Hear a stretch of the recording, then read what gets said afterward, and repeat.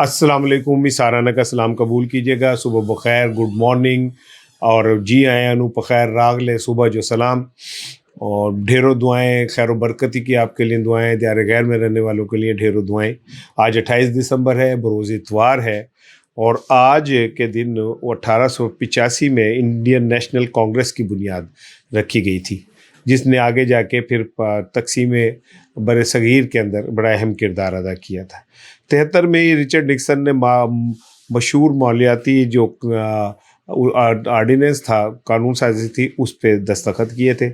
और 2009 का एक बदनसीब दिन था आशूरा का, जिसमें कराची के आशूरा के जुलूस पे खुदकश हमला हुआ था और मेरे को 43-44 लोग जो है शहीद हो गए थे। 1945 में आज ही के दिन वर्ल्ड बैंक और IMF के दरमियान भी कर्ज़ों के लेन देन के हवाले से दस्तखत हुए थे। आपको पता है कि ये जो नौआबादियाती निज़ाम ख़त्म हुआ था वो इसी दौर में ख़त्म हुआ था। बहुत सारे ममालिक नए आज़ाद हुए थे, पाकिस्तान हुआ, इंडिया हुआ, चीन की वापसी हुई, और उसी दौरान ये वर्ल्ड बैंक IMF बने।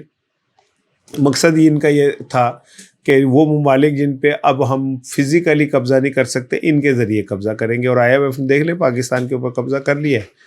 वो इतना तगड़ा है कि वो चीफ जस्टिस से भी सवाल पूछ लेता है कि तुमने क्या किया है, वो वज़ीर आज़म से भी पूछ लेता है। और उनकी मर्ज़ी के बगैर हम अपने आज़ाद रियासत पाकिस्तान में अपनी आवाम को 1 रुपये का रिलीफ नहीं दे सकते, क्योंकि IMF नहीं चाह रही। इसके एक दिलचस्प मिसाल सुनूं, फिर मैं आता हूँ अपने असल उसकी तब के जो माने हमल मेडिसिन है ना, उस पर हुकूमत चाह रही थी कि सब्सिडी दे, ताकि वो आबादी का जो बम है वो इतना बड़ा हो गया कि अगर किसी टाइम फटा तो काबू नहीं होगा। IMF ने मना कर दिया। यानी हम अपने मुल्क के लिए अपने कोई फ़ैसला नहीं कर सकते। और ये 7 दफ़ा नून लीग, 6 दफ़ा नून लीग, 7 दफ़ा पीपल्स पार्टी IMF के पास गई और उन्होंने हमें गुलामी के अंधेरों में फेंक दिया। ये मैं चलते चलते वैसे बात करूं, लेकिन असल चीज़ ये कि रात एक अरसे बाद इमरान खान का आस्ताना जो है वो रोशन हुआ। उसके परवानों की एक बड़ी तादाद वहाँ पे मौजूद थी और ज़मान पार्क को एक दफ़ा फिर वही रौनक, वही सब कुछ मिल गया जो एक अरसे से उससे रूठ गया था। और इसका क्रेडिट डेफिनेटली सुहेल आफरीदी को जाता है। वहाँ पे जब ये गुफ्तगू हो रही थी ना, तो वज़ीर इत्तला शफ़ी जान साहब से जब ये सवाल किया गया कि आप यहाँ आए हुए हैं, ज़मान पार्क कैसा महसूस कर रहे हैं। अब इससे आप एक बात समझे कि ये वाली लौट आई है ना, ये कोई पॉलिटिशियन या कोई वो रवायती ख़ानदानी सियासतदान नहीं है। ये वो लोग हैं जो इमरान खान के परवाने, आपको याद होगा ये छोटे छोटे थे जब इन्होंने इमरान खान की चाहत की, फिर ये ISF में गए और आज आते आते सुहेल आफरीदी, शफ़ी जान जैसे लोग, मीना खान जैसे लोग जो हैं वो कहाँ के कहाँ खड़े हुए। और उनकी कमिटमेंट, यही वजह है कि उसका जो पहले खिताब था CM का, जिसमें उन्होंने कहा था कि मैं इश्क़ इमरान में मारा जाऊंगा। तो कोई अगर ये समझता है कि कोई किसी गलत फहमी है, तो वो समझ ले कि ये वो लोग हैं जो इमरान की मोहब्बत में इस सतह पे आगे चले गए हैं कि इनके लिए जान भी कोई अहमियत नहीं रखती। यही वजह है कि लाहौर में जो सुहेल आफरीदी साहब हैं, उनकी आमद ने तो एक टल खड़का दी है ना। और टल ऐसे खड़क गए हैं कि जो स्ट्रीट मूवमेंट इन्होंने प्लान की थी, उसको वैसे इनको शुक्रिया अदा करना चाहिए पंजाब हुकूमत का। और ऐसे ही नहीं, उनके हर बंदे के हर बारी उन पर मैं तनकीद करूं, क्रेडिट गोज़ टू पंजाब हुकूमत, जिन्होंने इनको मुज़ाहमत दे के इनके इस दौरे की अहमियत को बढ़ा दिया। और ये अहमियत का कहाँ जाके खड़ी हुई कि पिछले 36, 48, 72 घंटों में मीडिया के पास सिर्फ एक ही चीज़ डिस्कस करने की है, वो है आफरीदी साहब का दौरे लाहौर। और अच्छी गल पा लो, पुठी पा लो, कोई गल नहीं की, लेकिन है यही कि जो दौरा है उसने अब, और कालीमा खानम ने कल जो बात की है ज़मान पार्क के बाद, उसको समझे। उन्होंने कहा कि तहरीक का तो आगाज़ हो गया और ये जो कुछ भी हो रहा है ये तहरीक का आगाज़ है। और पाकिस्तान में हर वो तहरीक जो लाहौर से शुरू हुई है ना, कामयाब हुई है, याद रखिएगा। तो पाकिस्तान की कोई तहरीक ले ले, कहीं पे भी चलती रही हो, मैटर नहीं करती। जब लाहौर से तहरीक चलती है तो वो मैटर कर रही होती है। अल्लाह की गल है कि अल्लाह जाने किसी शहर को अल्लाह ने वखरी इज्जत देनी होती है तो वो दे दी। लेकिन अब ये तहरीक तो शुरू हो गई है। ये मोमेंटम में अब आपको बता रहा हूँ, ये टूटेगा नहीं। ये मोमेंटम ऐसे ही काम करेगा। اور پنجاب اور لاہور میں عالیہ حمزہ اور باقی جو ان کی ٹیم ہے ان کی ذمہ داری لگائی گئی ہے کہ اب اس مومنٹم کو نہ ٹوٹنے دیں، اور جیسے لاہوریوں نے اپنی محبت کا اظہار کیا عمران خان کے لیے، اس محبت کو سرد نہیں ہونے دینا۔ یہی مسلم لیگ نون کے لیے اب اصل پرابلم ہے، کیونکہ ان کے پاس تو رہ ہی پنجاب گیا ہے جس پہ کے سر پہ وہ پورے پاکستان پہ وہ کرتے ہیں۔ دوسری جانب پیپلز پارٹی نے بھی پر دکھانے شروع کر دیے۔ محترمہ بینظیر بھٹو شہید کی برسی کی تقریب سے خطاب کرتے ہوئے بلاول بھٹو نے جو گفتگو کی اس کا سیدھا سیدھا یہ تھا کہ بھائی جان پی ٹی آئی نہیں مناؤ گے تو کچھ بھی نہیں ہوگا، پی ٹی آئی کو منائے بغیر پاکستان میں سیاسی استحکام ممکن نہیں ہے۔ یہ میں نہیں کہہ رہا، بلاول بھٹو کہہ رہے ہیں۔ وہ کہتے ہیں جی مفاہمت اب تو ہونی چاہیے، اور سیاسی جماعتوں پہ جو بھی پریشر اور جس طرح وہ کیا جا رہا ہے وہ کہتے ہیں کہ یہ پاکستان کے لیے ٹھیک نہیں ہے۔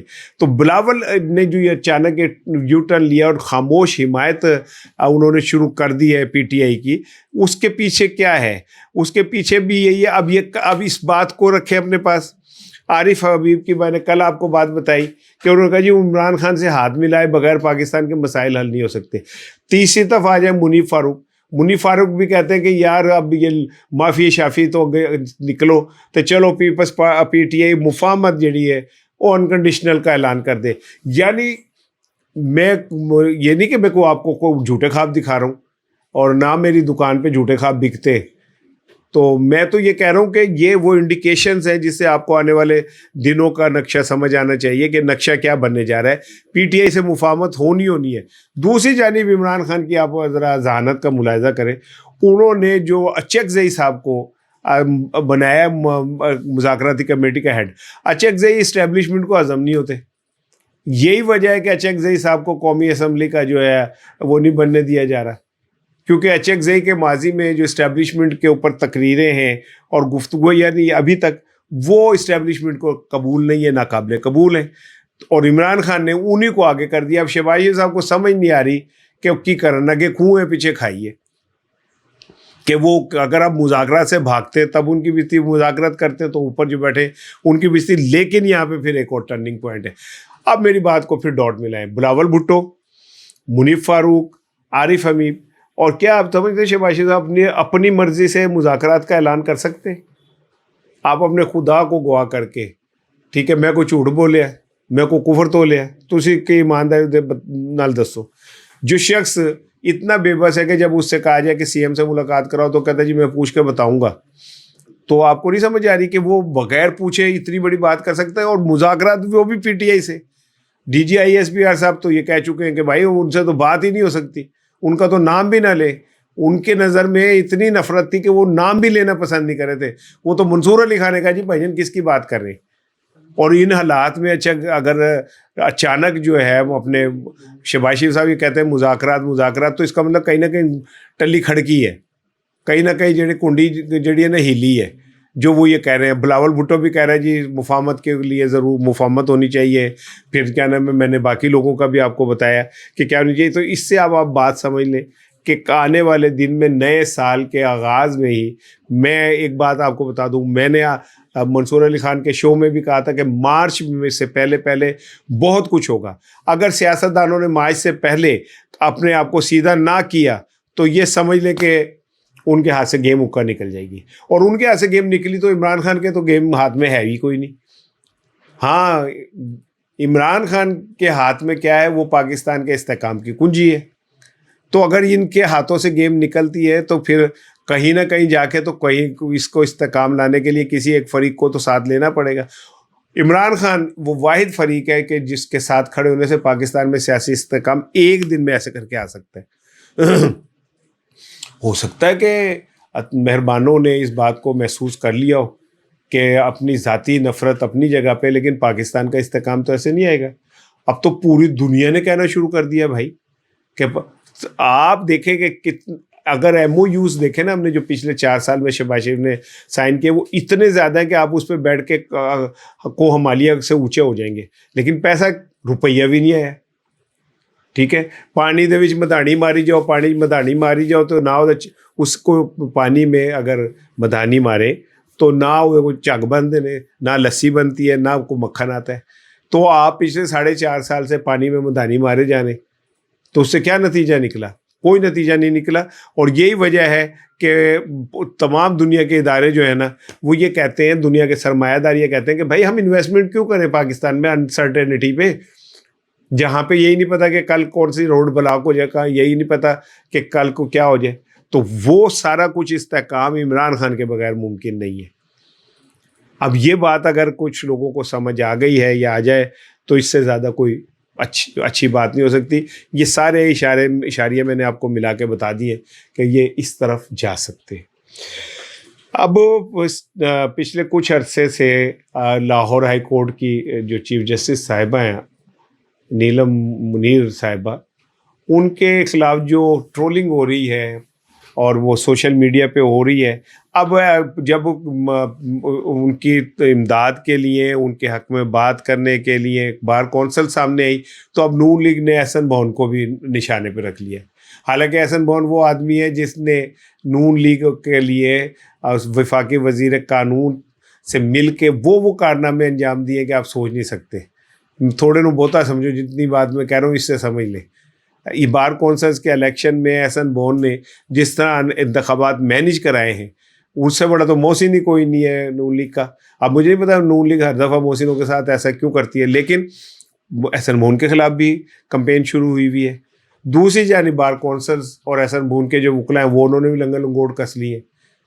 آج یعنی ہفتے کے روز سی ایم کے پی کے جب لاہور ہائی کورٹ بار کے میں خطاب کرنے گئے تو وہاں ایک نیا انوائرمنٹ نظر آیا کہ تمام وکلا، وہ کسی سیاسی جماعت سے بھی تھے، وہ وہاں کھڑے ہوئے تھے اور پاکستان میں آئین کے استحکام کے لیے وہ انکنڈیشنل کھڑے ہونے کا اعلان کر رہے تھے. تو یہ کوئی چھوٹی بات تو نہیں ہے. دوسری جانب احسن بھون کے ساتھ جو ہو رہا ہے یہ وکلا کو بھی محسوس ہو رہا ہے. تیسری جانب عدالتیں بھی تھوڑا رسپانس لینی ہے. مینو کوئی عدالتہ تو کوئی مطلب نہیں گا، کوئی مینو چاہ نہیں چڑھے گا کہ میں کہا جی اب تو بدل ہی گئی. عدالتیں وہیں کھڑی ہیں. عمران خان کے لیے کوئی ریلیف نہیں ہے، لیکن چھوٹی موٹی یہ چاند ماری، یہ پلاسی کی جنگ اور پانی پت کی چھوٹی موٹی جنگیں جو ہیں یہ تو جاری رہنی ہیں اور یہ رہیں گی. لیکن اس میں اگر وکلا اپنی جانب کھڑے ہو جاتے ہیں تو پھر آپ سمجھ لیں کہ معاملہ کسی اور طرف جا رہا ہے. اور مارچ کا میں نے آپ کو پہلے ہی بتا دیا بھائی جان کہ مارچ سے پہلے شہباز شریف کو بھی یہ سمجھ آ گئی یہ بات کہ اگر مارچ سے پہلے انہوں نے معاملہ سیدھے کر لیے تو ٹھیک ہے، نہیں تو پھر کوئی اور ہی کرے گا اور ہو سکتا ہے وہ عمران سے بات کر کے کرے. السلام علیکم.